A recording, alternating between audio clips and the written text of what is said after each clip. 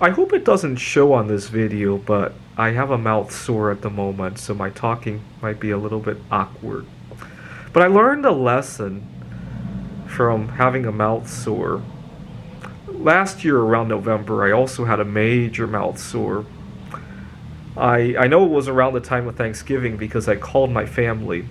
I was talking to my mom when the sore became a significant problem. See, when my mouth is sore, I have a tendency to want to say things in a very concise way, right? Skip words, skip entire sentences, skip entire thoughts, and just jump right to the meat of the topic because I want to say one sentence instead of five, right? And my mom has this habit of when she hears something that she immediately knows what goes around it, she wants to jump to conclusions and doesn't want to hear the rest of it. Very impatient sometimes. And she started rambling.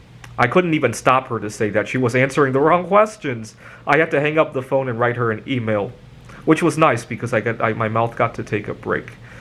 And I so badly wanted to tell her that my mouth is sore. Please don't let me chase after your thoughts. And I realized that's only going to hurt my mouth more, so I'm going to send her an email instead. Okay, now fast forward 6 months later, and I have another mouth sore.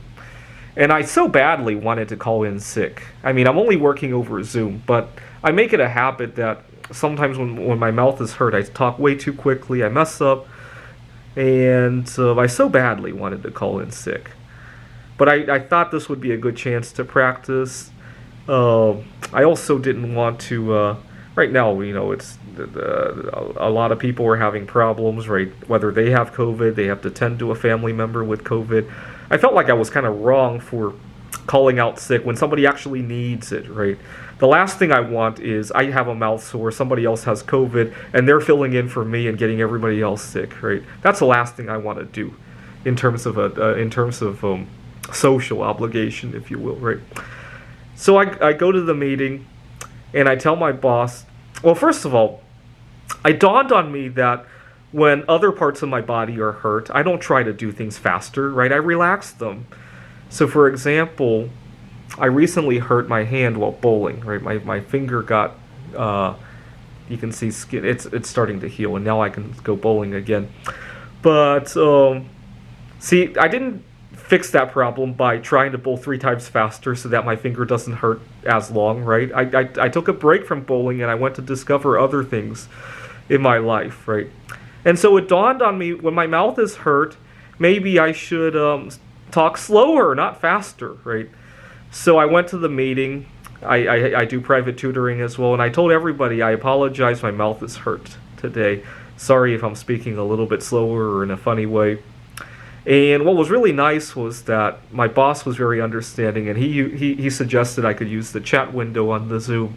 And so that was good. Some of my students said the same thing as well. And unfortunately, I think a lot of people have a habit of not liking to tell people that they are ill or hurt. And unfortunately, COVID-19 has been a big wake-up call, right? Not wanting to tell people that you're ill and going to work anyway. Been a really bad idea during the pandemic, right? And same thing with your mouth, right? Instead of just hurting your mouth, now you're hurting your reputation by saying the wrong thing.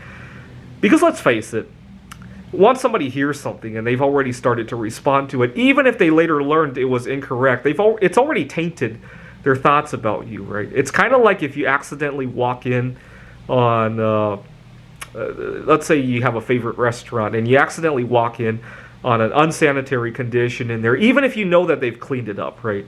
Or you hear that there was a super spreader event at your favorite restaurant, even if the pandemic is long over, it's going to taint that image, right? And so I've learned from my mouth sore experience that maybe it's not a bad idea to point out that something is wrong and to try not to be a superstar all the time, right?